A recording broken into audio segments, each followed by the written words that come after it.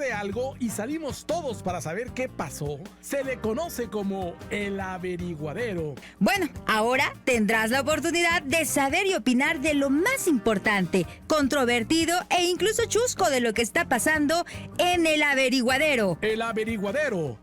¿Qué tal, amigos? Muy buenos días. Gracias por acompañarnos, por estar en la sintonía del Averiguadero, este programa sabatino que tenemos para ustedes. Saludo a mi compañero Antonio Gaitán. ¿Cómo estamos, Antonio? Pues muy bien, Brenda. Gracias, muy buenos días. Fíjense que teníamos preparado un tema para este sábado y lo cambiamos en cuestión de 24 horas cuando el día de ayer se realizó un evento para celebrar a las médicas y a los médicos, el cual se tornó muy emotivo.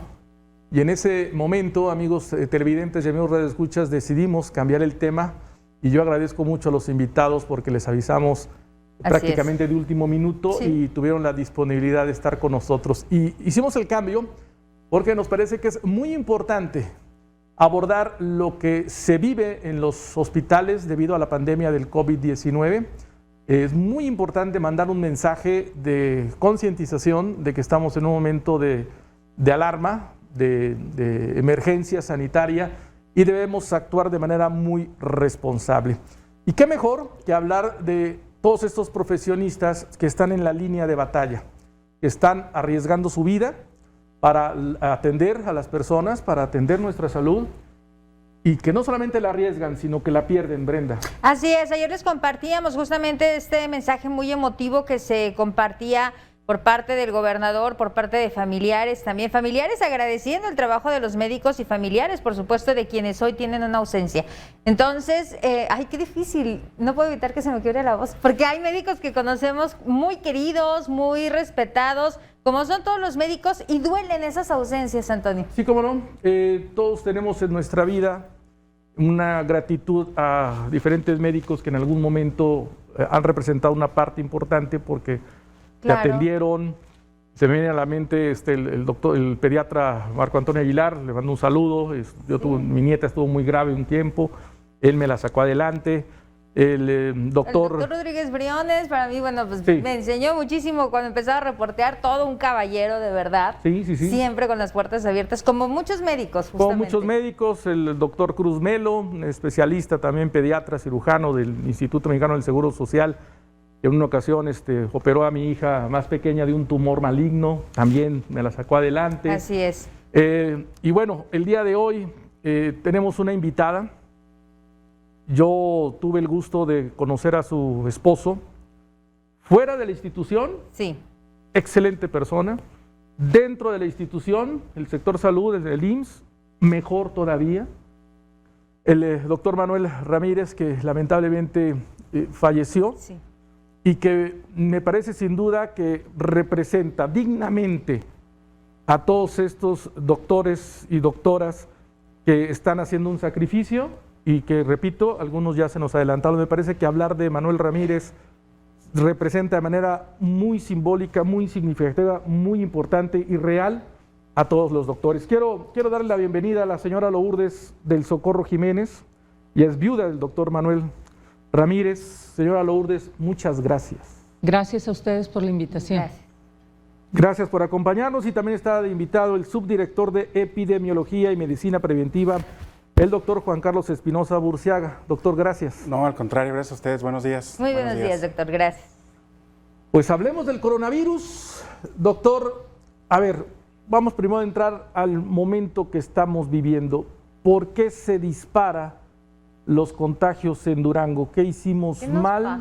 ¿Qué nos pasó? Porque pues todos pensamos, a ver, rojo, naranja, amarillo, vámonos al verde, y luego dijeron, no, ¿saben qué? Se regresan al naranja y estamos a punto de regresar otra vez al rojo. ¿Qué pasa con este virus que brota, rebrota, y no solamente lo vemos en Durango, lo vemos en Europa y lo vemos en Estados Unidos? ¿Qué pasa? Así es, pues bueno, nosotros en la Subdirección de Epidemiología y en la Secretaría de Salud, lo que estamos, pues analizamos prácticamente todos los días el comportamiento de la pandemia, no solo a nivel local, sino a nivel internacional. Y obviamente nosotros en Durango éramos de los estados, digamos, más preferenciados, teníamos muy pocos casos al principio. Antes del mes de julio éramos el segundo o tercer estado con menos casos dentro del territorio nacional.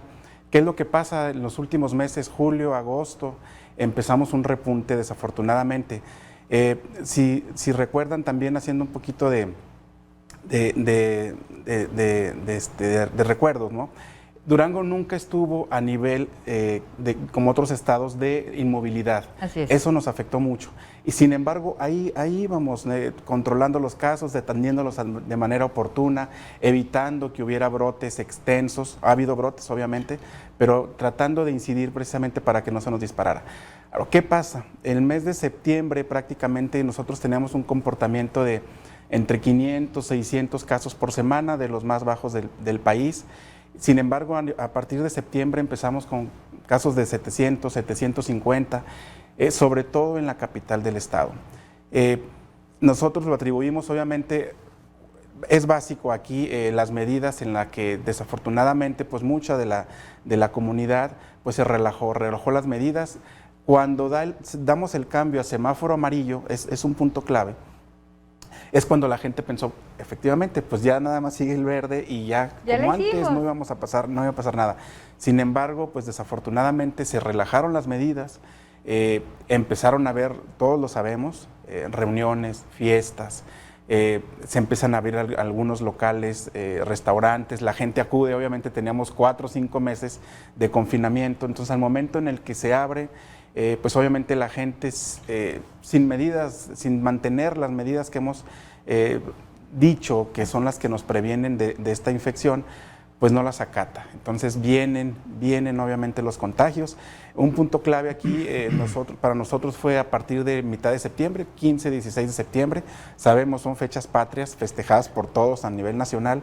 Entonces ahí empezamos a ver nosotros un repunte. ¿Fue el punto de quiebre el 15 de septiembre? A partir de septiembre fue el punto de quiebre donde empezamos a notar casos de 150, 200 casos, 250 diarios, donde prácticamente duplicamos de manera semanal los casos que veníamos reportando, ¿no?, con anterioridad. Doctor, ¿por qué le es tan complicado al ciudadano entender incluso los síntomas de la enfermedad? Ayer veíamos un video de una señora que la sacan los propios familiares del IMSS porque ellos lo llevaron pensando que tenía una apendicitis. En el IMSS les dijeron, la vamos a ingresar como coronavirus, estamos encontrando algunos elementos, y la familia dice, no.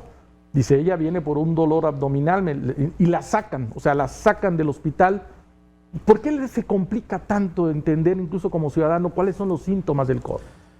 Pues yo creo que la negación, ¿no? Muchas veces, o no sé, puede ser el sentido, hasta el sentido de culpa, ¿no? Porque sé que mi familiar, mi paciente, pues de alguna manera se contagió de algún lugar. Y generalmente lo que estamos viendo es que se infectan dentro de la misma casa, del hogar. Entonces, la principal forma de demostrarlos ellos pues es con la negación.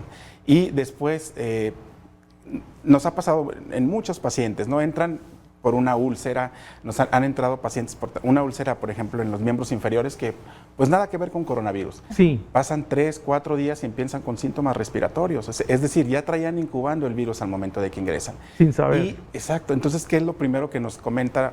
Pues aquí me la infectaron, ¿no? Cuando pues, sabemos que hay un periodo de incubación, que la paciente llega por otra patología, en el momento en el que está ingresado empieza con síntomas, y lo principal es la negación. ¿Y qué dicen?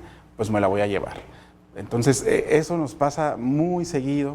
Llega desafortunadamente al segundo día, o muchas veces ese mismo día, reingresan con el paciente ya con una saturación de oxígeno muy baja, 80, 70, y desafortunadamente se tiene que intubar en ese momento y en muchos de los casos pues fallecen. Entonces la negación es esa, ¿no?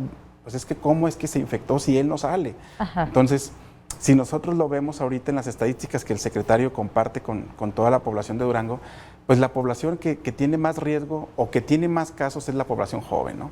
Entonces, sí. Pero desafortunadamente menos del 1% fallece. Pero en cambio los adultos, cuando yo voy a mi casa, estoy en contacto con mis papás, con mis abuelitos, mis tíos, pues los infectamos, ¿no? Entonces muchas veces es la negación de que, bueno, a lo mejor hasta yo sé que yo fui el que hice malas cosas. Mi primera reacción es negarlo, luego pues obviamente tengo que culpar a alguien, ¿no? Y yo no voy a decir, yo acepto mi culpa. Entonces empiezo a culpar a la institución, luego empiezo a culpar que no existen camas, que no existen insumos, que aquí me lo van a matar, porque es bien común que también nos digan eso. Así es. Claro. Entonces muchas veces es hasta que lo aceptan finalmente, ¿no? ¿Por qué la gente sigue sin creer en el coronavirus? Yo creo que ahorita todos tenemos ya a alguien cercano que se enfermó de coronavirus, que desafortunadamente ya no está, pero todavía hay quienes dicen, no existe el coronavirus, no existe. y no hacen caso. Exacto, desafortunadamente así nos pasa todavía. El Nos tema de dice la que es un negación. invento, exactamente, de nosotros. Y lo que es ya muy trillado, ¿no? No lo lleves al hospital porque lo van a matar, ¿no? Eso es Entonces, lo que comentan mucho. pues Ahí le inyectan el desafortunadamente. virus. Le Sí, sacan el líquido a las es rodillas. correcto. Les voy a compartir un video que tenemos de un testimonial. Ayer lo mostraron incluso en el homenaje Así es. de la señora Sara. Ella viaja a Ciudad Juárez, regresa y logra sobrevivir, pero las secuelas son durísimas. Y después de ver este testimonial platicaremos del doctor Manuel Ramírez y hablaremos, por supuesto, de todos los médicos que han perdido la vida, pero vamos a concentrar en cómo asimiló el doctor la enfermedad, cómo la fue llevando y hoy en día cómo lo vive la familia ya cuando él lamentablemente fallece. Vamos primeramente con este testimonial. Adelante. Muchas gracias por curar a mi mamá, porque mi mamá tenga todavía vida porque la extrañé mucho. A Cita le cambió la vida tras un viaje a Ciudad Juárez para intentar salvar su matrimonio. Regresó sola y enferma de COVID. El virus no solo alcanzó a su familia, también le destrozó su vida. Cumplí 40 años estando internada. El 27 de abril cumplí yo 40 años, me internaron el 19 de abril. Me despertaron como el 9 de mayo, me despertaron del coma que tenía, porque estaba entubada, y me desentubaron el 8, creo, de mayo, 9 de mayo.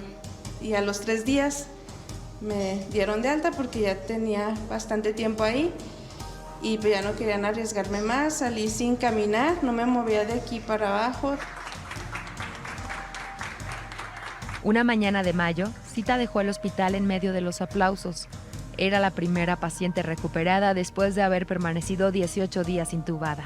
Pero la lucha tenía que continuar. Tuve que aprender a caminar, me daban mis hijos de comer tés acostada. Como podían me levantaban, lloraba cuando me levantaban porque me dolía todos los músculos y yo les decía que aunque me escucharan gritar como me escucharan, que tenían que moverme, me levantaban mis 2 hijos grandes. 6 meses después de su internamiento en el Hospital 450, aún enfrenta dificultad para respirar. No puede caminar con normalidad y el cansancio y las llagas aún se niegan a abandonar su cuerpo. Lo más difícil era caminar, ya caminamos. Cargar al niño todavía no puedo porque todavía no tengo muchas fuerzas en los brazos, pero ya peor estaba antes. Ahorita ya esto ya no es nada, ya no es nada todo lo que me pasó. Ya camino con bordón o sin bordón, pero ya camino ya. Y las secuelas pues ahí están, pero ya dijo el doctor que los pulmones ya se recuperaron. La batalla que libró Cita la hubiera perdido si no fuera por héroes vestidos de blanco que sostuvieron sus manos. Estoy muy, muy agradecida con los doctores porque hay muchos doctores jóvenes que estuvieron atendiéndome y la verdad, excelentes médicos, excelentes enfermeras, enfermeros también muy jóvenes y la verdad, una calidad humana muy, muy linda. Cita se recupera para cuidar de sus hijos pequeños y dejar atrás las secuelas del virus que le cambió la vida. Pero es un testimonio viviente del trabajo de nuestros médicos, como a Marta, la tercera paciente diagnosticada con COVID. Solo 15 minutos bastaron para que un familiar la contagiara a ella y a su esposo. Yo me contagié por abrazar y saludar, cuando mucho 15 minutos duré de contacto con mi familiar, que era el número 1 aquí en Durango. Marta también tiene secuelas, pero al igual que Cita, reconoce la labor que jugaron los médicos en su recuperación, en especial uno. Pues yo tuve el apoyo de mi doctor, el doctor Vladimir Campos, que no me soltó de la mano a mi esposo y a mí en todo el tiempo que estuvimos enfermos. Nunca como en este tiempo he admirado tanto la vocación del médico. Hoy las historias en Durango ya se cuentan por miles, y en todos está una mujer o un hombre que estudió y se preparó por largos años sin saber que un día se enfrentaría a un enemigo invisible que trataría de arrebatar muchas vidas. son héroes de carne y hueso que curan el dolor y dan salud en tiempos de pandemia. Hoy Durango reconoce su esfuerzo.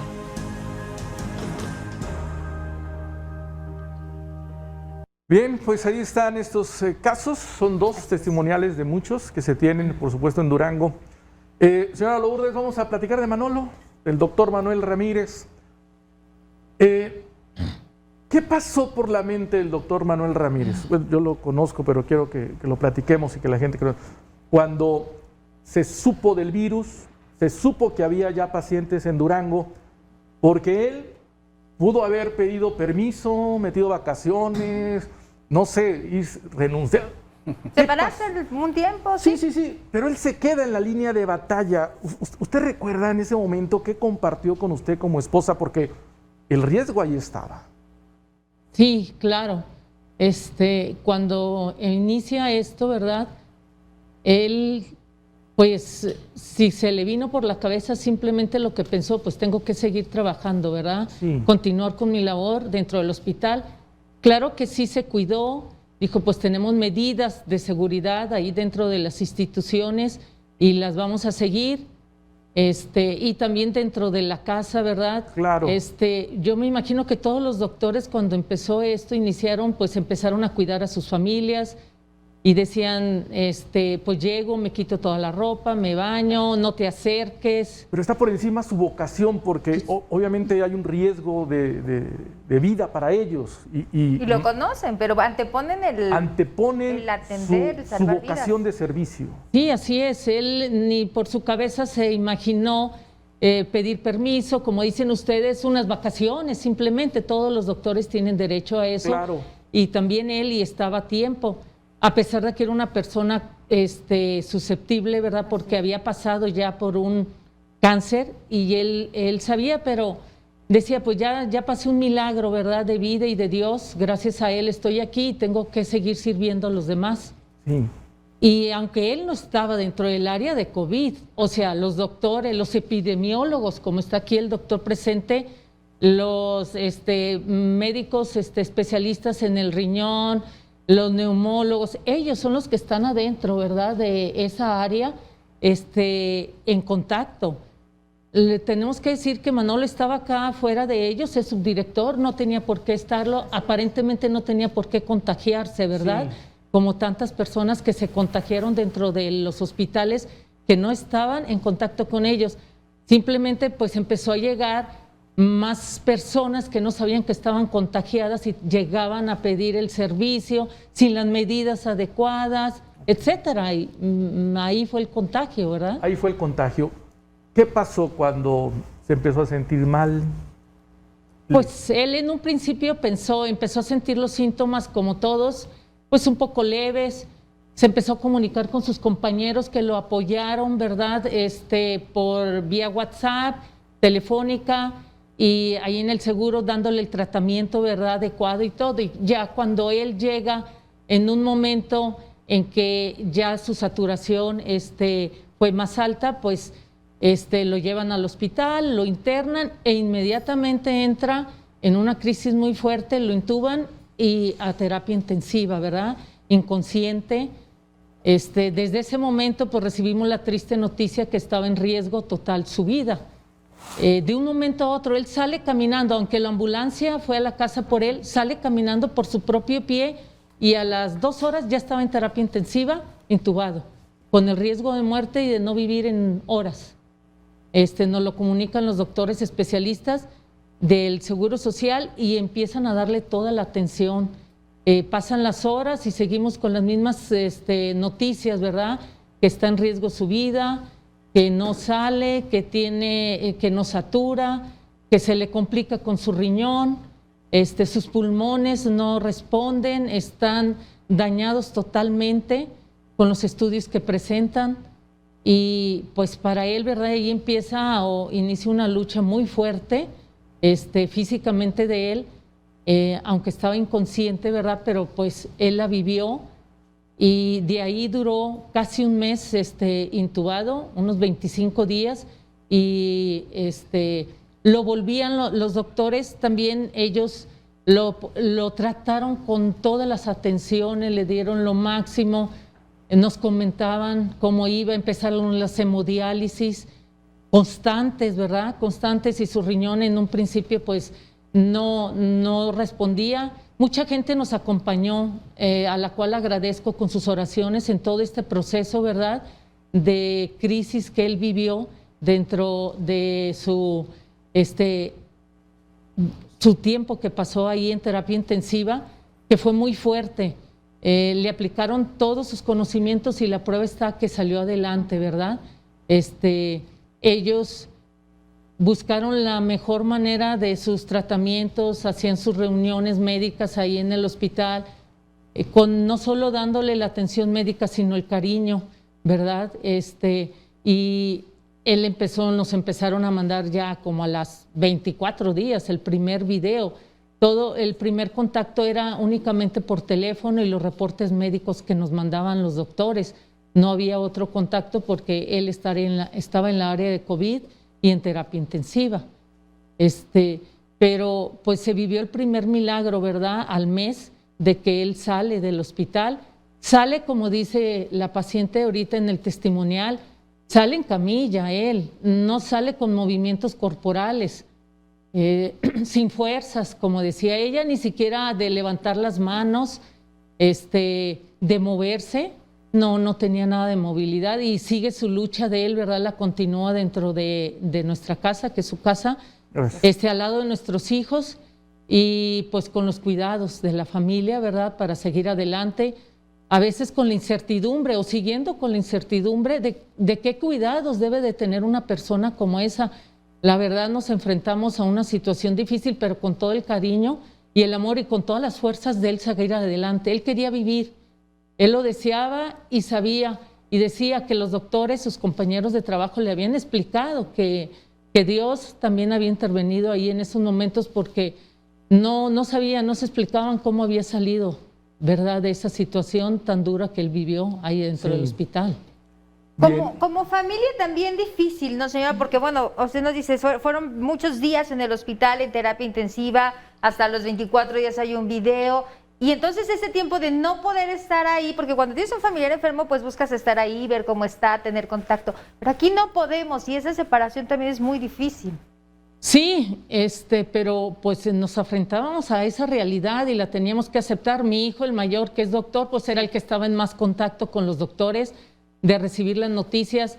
Yo en ese momento también, al momento que sale Manolo al hospital, me hacen la prueba y salgo positivo. Afortunadamente no tuve ningún síntoma, no sé, nada. Sí. Yo supe por una prueba, por haber estado en contacto con él, claro. A pesar de que Manolo decía, no te acerques, vengo del hospital, ni nada, pues no sabes en qué momento fue. Afortunadamente, mis hijos no salen positivos. También, o sea, decíamos, pues no, mami, ya vamos a salir positivos porque pues, tú estabas con nosotros, no nos acercábamos a mi papá, pero a ti sí. Pero yo les quiero, como quiera, comunicar a la población en general que las consecuencias que deja, las secuelas que deja el COVID, aquí no me dejará mentir el doctor presente, ni la ciencia sabe todavía, ¿verdad?, qué secuelas está dejando. Él no pudo vivir por eso, por las secuelas tan grandes que le dejó el COVID, que él tenía adentro de su cuerpo, ¿sí?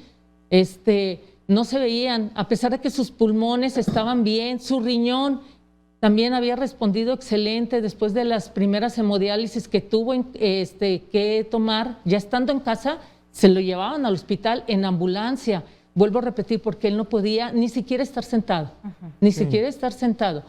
Entonces salí en ambulancia, pero cada vez se alejaron más y a los 15 días ya no recibió una hemodiálisis. Ese era otro milagro que fue muy pronto. Nosotros decíamos como para unos 3 meses, 4, nos decían los especialistas que él tal vez iba a poder dejar las hemodiálisis. Y lo increíble fue que a los 15 días las dejó.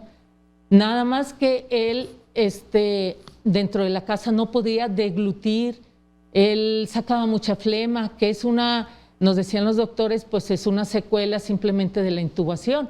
Sí. Pero era tan fuerte eso, y él sabía como médico y tenía temor de que al deglutir pues se le fuera alguna partícula al pulmón, por ejemplo, que sería otra complicación tan grave, ¿verdad?, para salir adelante. Entonces, pues sí se vive en la casa una situación tan difícil que no saben las personas que están en su casa, simplemente con que te digan saliste positivo, te vas a tener que encerrar en tu cuarto. ¿Cómo? Dicen, ¿cómo me voy a encerrar? ¿Cómo voy a vivir sin estar en contacto con los demás y todo? Es difícil, pero lo deben de hacer. Claro. Vamos a hacer una pausa muy breve. Ahorita vamos a regresar con el doctor. ¿Por qué a unas personas les pega tan fuerte, a otros no? ¿Por qué es tan agresivo con algunos pacientes? Y no sé, ahorita platicaremos de eso. Estaba yo escuchando, señora Lourdes, si me lo permite, el doctor se ganó el cariño de la gente por su manera de ser. Yo lo recuerdo muy bien cuando estaba mi papá internando en el IMSS. Iba y recorría los pasillos y platicaba con el paciente y trataba de que se sintieran bien. Se involucraba con ellos. Se involucraba. Mi papá le decía, ¿qué, mi Roberto, cómo está usted? Saliendo aquí un molito. Ya sabes cómo se sufre en el hospital por la comida, ¿no? Entonces él era así que se le antojó un pollito y mi papá, sí, cómo no, doctor, no, va a ver que sí saliendo. Así es. Entonces, dentro de esos momentos de crisis hacía sentir bien a los pacientes, muchos lograban sobrevivir, otros, bueno, la familia queda agradecido con ellos. Entonces, que se le haya permitido, por una gracia de Dios, haber salido de la intubación y los últimos días tener esa oportunidad con la familia es un regalo. Bien ganado, bien merecido, porque no tuvo la oportunidad. Yo lo recuerdo con mi padre, también estuvo intubado por otra situación hace algunos años, pero cuando regresa a casa entonces tiene la oportunidad de un obsequio. Sí, es otro momento. Es otro momento. Es otro momento. Un regalo para la familia, para los hijos, ¿no? Entonces fue algo muy bello. Vamos a hacer la pausa y ahorita regresamos para seguir platicando de este tema tan importante, en un abrazo y un reconocimiento a los médicos y a las médicas que están ahí en la línea de batalla, arriesgando su vida y dando su vida por nuestra salud.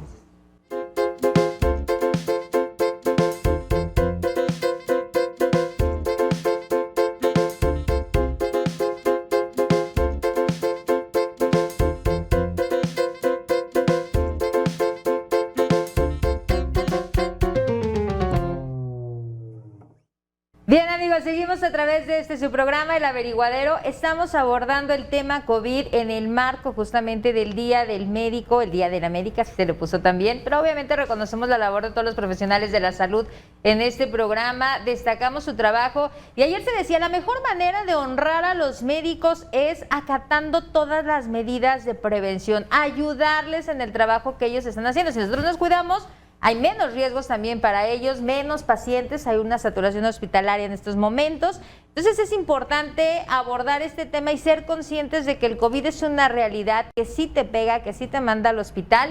Y bueno, ahorita decíamos, a unos más, a otros menos, pero pega el COVID.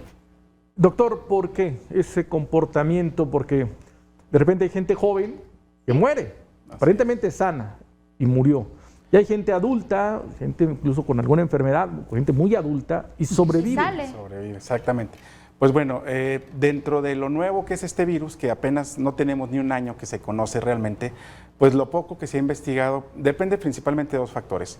Una, yo como huésped, ¿no? Yo como individuo, como paciente, al momento de que entra el virus a mi organismo, ¿cuál va a ser la reacción que tiene? Entonces, obviamente, si mi organismo es sano, si no tengo ninguna patología agregada, si no tengo diabetes, si no tengo hipertensión, si no tengo obesidad, si no tengo ningún problema pulmonar, pues obviamente la probabilidad de que el virus pase mi enfermedad sin complicaciones es altísima. Sin embargo, si yo tengo alguna patología agregada, pues obviamente la complicación va a ser mucho mayor y generalmente los pacientes que han fallecido, cerca del 75-80%, tienen alguna patología agregada, una comorbilidad le llamamos nosotros. Ahora, eso es como parte yo de huésped o de paciente. Ahora el virus, ¿no? Que también, ¿por qué algunos pacientes pueden tener las mismas características, jóvenes, sanos ambos, y por qué a uno sí le da y a otro no le da tan fuerte, ¿no? Entonces, pues también depende, digamos, de la patogenicidad del virus, de la cepa, ¿no? Se han investigado a nivel mundial y existen varias cepas del mismo virus y no sabemos cuál está circulando. se estima que existe más de 2 circulando a nivel mundial, entonces no podemos saber cuál es el serotipo, cuál es la cepa que está en ese momento afectando a cierto individuo. Puede haber varias en una comunidad, ¿no?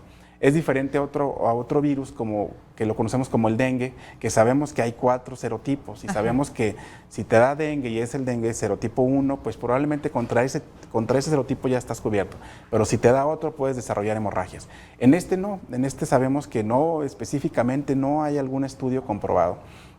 Ahora, tratamiento específico, que es otra de las cosas que nos está sucediendo a nivel mundial, no hay un tratamiento específico que digas, bueno, este medicamento, antiviral lo va a matar, ¿no? También lo sabemos. Apenas ayer, antier, la FDA de Estados Unidos autoriza el primer medicamento específicamente para el COVID, que es el Remdesivir, que es un retroviral. Sin embargo, no existe ningún otro virus, ningún otro medicamento. Al principio se hablaba de la ivermectina, citromicina, de los esteroides. Entonces, muchas veces empezaba el tratamiento con eso, hasta que obviamente la COPRISED o la propia Secretaría de Salud pues los fue prohibiendo porque sabíamos que no era beneficioso. Entonces, ahorita depende principalmente de por qué me afecta así, específicamente la pregunta, depende yo como huésped y depende de qué tan patógeno sea el virus que en ese momento me toca, ¿no? Doctor, ahorita decía, se están contagiando mucho los jóvenes y ellos llevan el virus a casa. ¿Es en el trabajo, es en los lugares de esparcimiento, son las fiestas? ¿Qué sigue siendo? Sí, bueno, nosotros una vez que cualquier paciente que se infecta con el COVID, se le tiene que hacer un estudio, que es un PCR, que es obviamente para poder confirmar o descartar. Pero una vez, para nosotros tener datos de qué fue lo que pasó con ese paciente, realizamos una entrevista, una encuesta que se llama estudio epidemiológico. En el estudio epidemiológico, pues ahí investigamos detalladamente qué fue lo que pasó con el paciente, dónde lo adquirió, dónde trabaja, dónde sale, dónde se divierte. Lo que hemos tratado nosotros o que hemos concluido es que los lugares de trabajo, ahorita actualmente, la mayoría son seguros, incluyendo las empresas, las maquiladoras, por ejemplo, porque ya están acatando las medidas. Sin embargo, al momento de hacer alguna reunión entre jóvenes o que acuden a algún lugar a congregarse, pues no siempre son las medidas adecuadas. Hemos visto también, nos ha tocado reuniones familiares, cumpleaños, tuvimos, en donde pues se relajan, piensan que dentro de la familia pues todos estamos bien, nos quitamos nuestro cubrebocas, es el cumpleaños de la abuelita, pues vamos a festejarla. No, y lo ya alcoholizado, pues exactamente. Entonces, si alguien está en ese momento asintomático, pero ya puede transmitir el virus, pues entonces lo más probable es que se vayan a contagiar. Y es muy común que eso pase, ¿no? Entonces, es lo que hemos tratado, bueno, más bien lo que hemos comprobado nosotros, que es a través de reuniones, de convivencia, desafortunadamente muchas veces familiar, donde hemos tenido los brotes y luego ya el aumento de casos. Bien, es que el virus está en todos lados. ¿Sí? Está en todos lados, en algunos lugares de mayor concentración, pues hay un mayor riesgo por el número de personas. Pero bueno, todos conocemos ya a alguien que ha estado contagiado, que lamentablemente han fallecido. Sí. Y hay nombres públicos. El propio gobernador, José Aispuro, estuvo enfermo de COVID. El secretario de Desarrollo Social, Jaime Rivas Loaiza, también. Recientemente Ismael Hernández Deras, ayer estaba dando a conocer el diputado que está contagiado, que está contagiada la señora Gaby también. Anduvieron en campaña en Hidalgo, en Coahuila, y está el alto riesgo. Tenemos también unos testimoniales, 2 rostros de cámaras empresariales, muy públicos también, porque están en la noticia, están en el sector, y ellos también estuvieron contagiados. Uno de ellos, la señora Gaucín, más grave que el caso Magdalena Gaucín, presidenta de Canacintra. Así es. Vamos a escuchar a ellos porque ellos nos comparten también cómo vivieron esta situación del COVID-19. Dolor de cabeza, cansancio, pérdida del olfato, dificultad para respirar y escalofríos son parte de los síntomas que provoca el COVID-19. Compartieron pacientes que superaron la enfermedad e invitan a las personas a prevenir el contagio de esta infección que provoca dolor en lo físico, pero también psicológicamente. Con la dificultad para respirar, el cansancio y dolor de cabeza fueron parte de las afectaciones que sufrió María Magdalena al padecer de COVID-19. Yo me sentía muy cansada, quería estar solamente dormida, me daba mucho sueño, la garganta también me costaba trabajo de alguna manera respirar, no podía tener una conversación porque me faltaba el aire. Y fue cuando pues yo otra vez acudo con el médico para que me dé algunos medicamentos y ya me dan una receta, digamos, más completa con algunos inhaladores, y es cuando empiezo a sentir de alguna manera alguna mejoría, en 2 o 3 días que estoy ya con medicamento, pero sí te entra esta parte de alguna manera de ver con las personas que estuviste en contacto, sobre todo el tema de la familia. Y sabiendo que no sabes si vas a progresar o en qué punto puedes enfermarte, puedes llegar hasta una hospitalización. Una experiencia en la que te muestras vulnerable al padecer el COVID-19, compartió Miguel Castro, y con el temor de poner en riesgo a tus familiares. Bueno, sí decirte que esta experiencia que viví fue un momento en el que te muestras totalmente vulnerable ante esta enfermedad, en el que te das cuenta que es una realidad y que es una pandemia en la que estamos atravesando todos como duranguenses, en donde no podemos dejar que esta batalla nos gane el COVID. Tenemos que estar con mucha responsabilidad, concientizar a todas nuestras familias para cuidarnos. No es un mito, esto viene apremiando cada día más. Días antes de realizar un viaje, Mauricio Holguín comenzó a padecer dolor en la cabeza, una afectación inusual en su organismo, comentó, situación que lo llevó a realizarse la prueba de PCR y el resultado fue positivo a COVID-19. Y pues obviamente durante una semana tuve estos síntomas. Estuve prácticamente 21 días en mi casa hasta que ya el resultado salió negativo, pero sí, pues obviamente la oximetría empezó a bajar, bajó hasta 86 en el momento pues más crítico, gracias a Dios no pasó de ahí. Realmente de ahí en adelante estuve asintomático. Ya nada más lo demás pues fue cuidarme para no contagiar a nadie más, pero sí hacer un llamado a la población, a la gente, de que esto es real, de que realmente psicológicamente está uno esperando el momento en el que son días muy complicados, críticos. En mi casa, pues cuidando mucho que mis hijos y mi familia, mi esposa no se contagiaran. Entonces... Bien, pues agradecemos a los líderes de las cámaras empresariales que compartieron cómo fue tu testimonio, para que se logre mandar este mensaje a la sociedad de que el virus existe. El virus te enferma, que el virus te puede dejar secuelas graves, que el virus te puede matar y que luego viene un duelo familiar, sí, porque te genera ese vacío tan grave, ¿no? Señora Lourdes, ¿cómo ha sido para la familia? Ya abordamos cómo el doctor Manuel Ramírez decidió él, por su vocación, dar el servicio a pesar del riesgo de ser vulnerable, de atender a la gente, cómo enfrentó la enfermedad, cómo la logró superar, cómo finalmente pues muere debido a las secuelas. Pero ahora, ¿cómo queda la familia? También, ¿cuál es el escenario? No, pues fue una gran impacto, ¿verdad?, para nosotros, porque después de haber vivido con él los tremendos momentos en que él estuvo en el hospital, intubado, que no estuvo consciente. Después sale a la casa, ¿verdad? Yo sí les quiero decir que lo que él vivió en la casa fueron unas crisis tremendas. Él llegó asustado, no sabía qué pasaba, despertaba y decía, me voy a morir. Le decía, ¿qué tiene? No sé, es todo lo que vivía ya. No puedo dormir, no podía dormir, sus horas de descanso. Aparte de que sacaba mucha flema, les decía, y la comida no la podía deglutir, comía muy poco porque el daño ya estaba hecho, ¿verdad? Estaba cerrada la vía respiratoria para él y por eso era tanta la dificultad. Sí. Y pues pasamos los 2 meses en la casa y de un momento a otro también volvió a suceder, ¿verdad?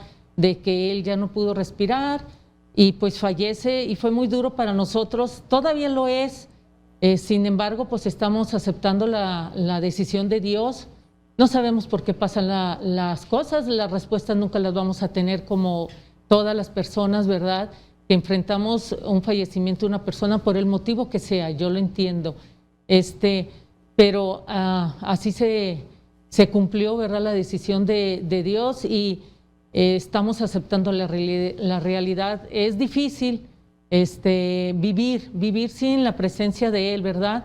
Pero pensamos que esas bellas palabras que ustedes les están dedicando, que las demás personas a diario, ¿verdad?, nos comentan de la labor tan grande pues, que hizo Manolo, pero yo pienso que todos los doctores que han fallecido han hecho algo por todos sus pacientes, ¿verdad? Y como les comenté ayer, para nosotros eso es una esperanza de seguir adelante, ¿verdad? Con esta pena tan grande, pero nos da fortaleza, ¿verdad?, a nuestro corazón, a nuestro espíritu, y saber que ellos, todos los doctores que han fallecido, sirviendo, ¿verdad?, a los demás, sí, a sus pacientes, y con esa hermosa labor que Dios les encomendó y cumplieron, ¿verdad?, y decidieron que ellos son los que fallecieron por el COVID, estuvieron ahí en el riesgo, no tuvieron opción, ellos no tenían opción, todos los doctores y las personas, ¿verdad?, que están ahí en los hospitales no tienen opción de elegir quedarte en casa. Claro. Ellos tienen que seguir ahí. Sí, doctor, ¿se preparan ustedes mental, espiritual, académicamente? Jamás pensé, y yo creo que nadie de nuestra generación pensamos que íbamos a enfrentar una pandemia. Una pandemia, o sea, veíamos en los libros de historia la gripe española, veíamos otro tipo de... y veíamos así como que, ok, pero ahorita entendías, bueno, la ciencia, tenemos todo, investigación, tecnología, y llega algo que no vemos y nos pone una sacudida. Yo trato de entender, a lo mejor es muy complicado, porque cuando a ti te dicen, oye, vas a enfrentar un riesgo de muerte, dice, pues me voy para allá, ¿no? O sea, como para otro lado. Es como cuando están los policías, ¿no? Comandante, allá hay balazos, vámonos para allá, ¿no? Pues ¿para qué hacemos? ¿Para qué vamos donde están los balazos? ¿Qué pasa por la mente de un doctor? Pues nosotros, bueno, ahorita tenemos esta pandemia. Bueno, anteriormente, hace 10 años, 11 años, tuvimos otra pandemia. Ajá. La influenza. Exactamente, que fue la pandemia de la influenza. ¿Cuál fue la diferencia de la pandemia de influenza con esta pandemia? Pues que en la pandemia de influenza teníamos medicamento, sabíamos qué tipo de virus era, sabíamos que teníamos un medicamento, que es el oseltamivir, que directamente mata al virus, sabemos que si llega el paciente de manera oportuna a los servicios de salud, pues obviamente se le da el tratamiento y prácticamente no hay ningún problema. Y después a los pocos meses sale una vacuna. Entonces, cada año tenemos que estarnos vacunando contra la vacuna contra la influenza, precisamente por lo que hablábamos, cambia la cepa. Entonces es importante que todos nos vacunáramos contra la influenza, entonces prácticamente no tuvo las consecuencias de lo que estamos viviendo ahora. Ahora viene esta pandemia y que prácticamente nos agarra el mundo así, prácticamente en pañales, como casi en edad de piedra prácticamente, con las medidas que habíamos dicho muchas veces los salubristas o los epidemiólogos, que no eran efectivos, el cubrebocas. Así es. Entonces al principio decíamos, es que un cubrebocas no te va a prevenir. Entonces obviamente ya al momento en el que va evolucionando la pandemia, y tanto a nivel nacional como internacional, pues vamos viendo que la principal medida es el distanciamiento, el lavado adecuado y tener obviamente nuestro cubrebocas para evitar obviamente expandir las partículas, ¿no? Entonces sí nos toma desprevenidos. Obviamente la ciencia no es lo mismo que hace 10 años, claro. Está, ustedes lo saben, avanzando día con día, pero no tenemos al día de hoy una vacuna, ¿no? Entonces tenemos varios países intentando tener la vacuna, pero no es ninguna efectiva. Doctor, ¿cómo se prepara un especialista de manera personal? Yo retomo, o sea, en la escuela es una formación académica, es una formación espiritual. ¿Cómo? O sea, usted obviamente sabe que está en riesgo cada vez que va a un hospital, sabe que está en riesgo cuando enfrenta esto. ¿Qué pasa? ¿Cómo se prepara usted? Pues yo creo que esto es una vocación, ¿no? Nosotros desde el momento en que quisimos entrar a la Facultad de Medicina, pues sabíamos del riesgo que existía. Obviamente tenemos una cantidad de materias que tenemos que cursar y poco a poco se va uno sensibilizando, desafortunadamente o afortunadamente, ¿no? Y vamos viendo las consecuencias, las complicaciones, la muerte, pues digamos que de alguna manera natural. Prácticamente lo vivimos desde que estábamos de estudiantes y es algo que poco a poco te va sensibilizando. No podemos en determinados momentos pues entrar en pánico, porque entonces cometemos dobles error. Cometemos error tanto con el paciente y después cometemos un error con nosotros mismos, ¿no? Entonces te tienes que ir mentalizando y ya tenemos una preparación.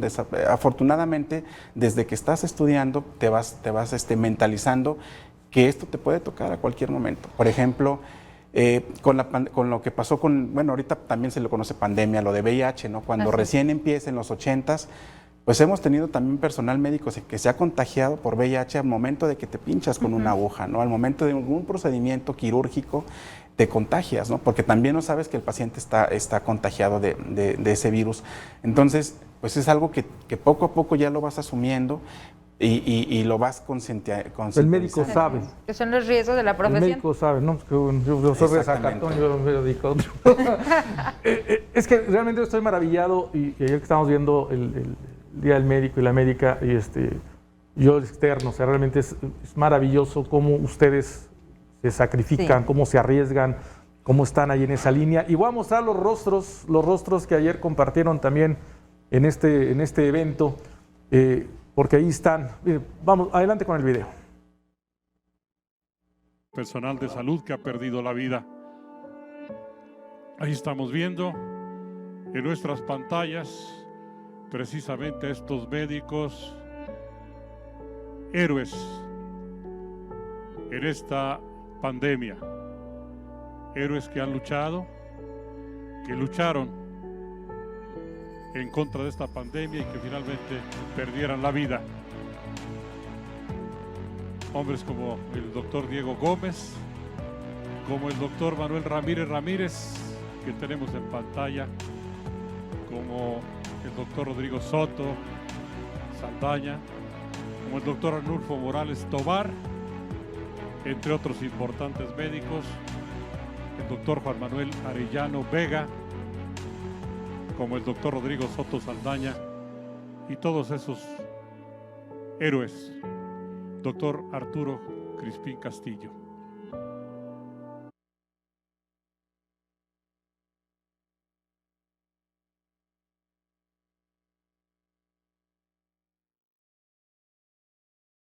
Sin duda alguna, Antonio, ayer lo compartíamos, los rostros de los médicos que han dado la vida, otros tantos siguen dando la batalla y es importante justamente pues que entendamos. Ahorita veía algunos comentarios, nos dicen, pues es que la gente siempre le exige a las autoridades y nosotros tenemos que poner de nuestra parte, y es así, tenemos que ser responsables cada quien de nuestra salud. Es que este no es un tema de gobierno y sociedad o de políticos, no es un tema, hay que sacarlo de esa bolsa y hay que verlo desde esta parte humana, como lo estamos tratando de abordar aquí con nuestros invitados, con esos rostros de esos doctores, con las familias de los doctores. Es un tema humano. Es un tema humano, exactamente, y a mí me gustaría justamente, señor, que nos compartiera qué decirle a la sociedad tras esta experiencia, tras haber pasado esta etapa de la pandemia. Pues lo mismo que dicen los doctores, aquí nuestro gran doctor Espinosa acompañándonos, el señor gobernador, el secretario de Salud ayer, la doctora Nora Covarrubias. Es tan sencillo lo que nos están diciendo y no lo podemos hacer, es lavarse las manos, usar gel, el cubrebocas, tratar de no salir. No decimos que no salgamos, la economía yo estoy consciente que debe de seguir, pero salir con todas las precauciones y si es necesario. Si todo lo hubiéramos hecho desde el mes de abril, mayo, ya en junio hubiéramos entendido esto, no estaríamos ahorita hablando de esta situación. A todos nos toca asumir eso, no nada más señalar a las autoridades. Yo no digo que no comentarles y sobre todo proponer, ¿verdad?, otras medidas adecuadas y no decir, a mí no me dejan trabajar, me cerraron, pues no sé, mi antro, yo lo comprendo, no me dejan trabajar porque tengo X profesión y no la puedo desarrollar. Sí, sí es cierto que la deben de desarrollar, pero si todos saliéramos a darle una propuesta al gobierno de cómo queremos seguir trabajando, vemos negocios que no usan cubrebocas las personas que atienden, que no usan el gel antibacterial. Entonces, ¿cómo estamos pidiendo? Yo quiero trabajar, pero no, yo voy a trabajar igual que antes. No, ya no. Como dice el doctor, estamos pasando no una pandemia, ya estamos pasando a esta edad, por lo menos 3 pandemias ya, la que nos toca. La más severa, sin duda, es esta, pero pues si ya la tenemos aquí y si nosotros retomáramos, los jóvenes, los ancianos, todos, sí estamos cuidándonos, pero realmente estamos siguiendo nosotros todas las indicaciones, como dicen, no estaríamos hablando de estos números tan tremendos. Otra cosa que también comentó ayer la doctora Nora Covarrubias y que debemos de estar bien conscientes es cuidar a nuestros doctores, darles todas las prestaciones médicas, mejores equipos. Si tuviéramos unos hospitales con mejores máquinas para hacer los estudios especializados o para intubarnos, que nos quede un aprendizaje de esto y que nuestras autoridades hagan lo suyo, sí, claro. Como es equipar a todos estos hospitales que tenemos aquí, que no son suficientes, los estamos viviendo ahorita, proteger a nuestros doctores, ¿con qué? Con mejores salarios, mejores prestaciones de vida, para que ellos tengan un desarrollo más de su actividad, ¿verdad? Pero nosotros como sociedad también ayudarles a ellos. Es tan fácil lo que nos toca a nosotros como sociedad, ¿por qué? Porque podemos tener un cubreboca, no nos digan que no, podemos comprar un jabón y lavárnosla, tratar de que nuestras salidas sean conscientes y apoyar la actividad económica, la podemos hacer desde nuestra casa también, claro. En alguna medida, si es necesario salir con todas las precauciones. Así es. Nos vamos, Brenda, el tiempo se nos agotó muy rápido. Agradecer mucho, doctor Juan Carlos Espinosa Burceaga, subdirector, muchísimas gracias. No, gracias a ustedes, buen día. Yo agradezco al señor gobernador y al doctor Villegas que tomaron ayer la iniciativa, ¿verdad?, de hacer un muro para las personas que han fallecido en el servicio y que me enteré que ya está la propuesta hecha bueno. Para el martes empezar a analizarla. Muy bien. Ahí con los diputados, se los agradezco a ellos también que lo hayan podido retomar y que la apoyen. Sí, un acierto del gobernador José Aispuro, del diputado Esteban Villegas y de todas las autoridades, este memorial. Así es. Son héroes. En una ocasión platicamos con con nuestro nuevo historiador. Con el historiador. Así es, Javier Guerrero. Y él dice, hemos tenido, como se mencionaban, otras pandemias, y hubo médicos que en aquellos años dieron su vida. Y después se pierden en la historia. Ajá. Entonces, qué importante que sí lo vayan a hacer y que no se pierdan en la historia los nombres de los médicos, el nombre del doctor Manuel Ramírez, que esté allí plasmado como parte de lo que viene siendo Durango. Que perduren. Definitivamente estamos seguros que sin mayor problema habrá de pasar porque se han mostrado todos los sectores empáticos con los médicos. Bien merecido. Pues muchas gracias. Muchas gracias. Señora, agradecidísimo con usted. Sí, y bueno, pues un abrazote al doctor Manuel Ramírez hasta el cielo, siempre agradecido con él. Así es, pues amigos, muchísimas gracias. Esperamos que este programa sea de su interés, por supuesto, les haya sido de mucha utilidad y sobre todo reiterar el reconocimiento a todos los médicos. Médicos, personal de salud, los que están, los que ya no están, los que siguen dando la batalla. Y cuídese, por favor, cuídese.